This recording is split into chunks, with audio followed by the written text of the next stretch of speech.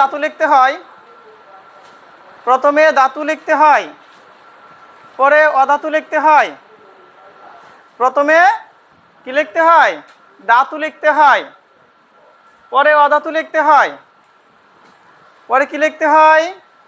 অধাতু লিখতে হয়। একটার যোজনী আরেকটার নিচে যায়, একটার যোজনী আরেকটার নিচে যায়। আমি আবারও বলছি, প্রথমে ধাতু লিখতে হয়, প্রথমে কি লিখতে হয়? ধাতু লিখতে হয়। প্রথমে ধাতু লিখতে হয়, পরে অধাতু লিখতে হয়। একটার যোজনী আরেকটার নিচে দিতে হয়, একটার যোজনী আরেকটার নিচে দিতে হয়। যেমন ধরো এখানে দিলাম সোডিয়াম আর প্লাস ক্লোরিন দিলাম।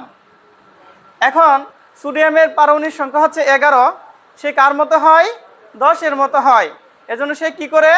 ত্যাগ করে। কয়টা ত্যাগ করে? একটা। এজন্য সোডিয়াম কি? ধাতু। সোডিয়াম কি? ধাতু। আর ক্লোরিনের পারমাণবিক সংখ্যা হচ্ছে 17, সে কি করে? গ্রহণ করে।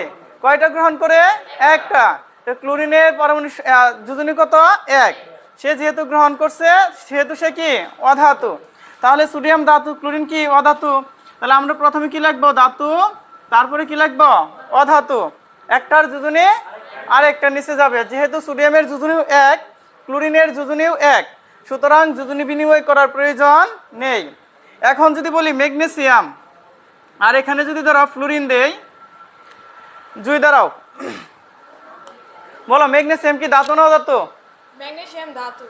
কিভাবে বুঝলাম ম্যাগনেসিয়াম ধাতু? ম্যাগনেসিয়ামের পারমাণবিক সংখ্যা 12-10-এর মতো হতে চাই। এজন্য কি করবে? হ্যাঁ, দুইটা ত্যাগ করবে। কয়টা ত্যাগ করবে? দুইটা। তাহলে আর যোজনী কত?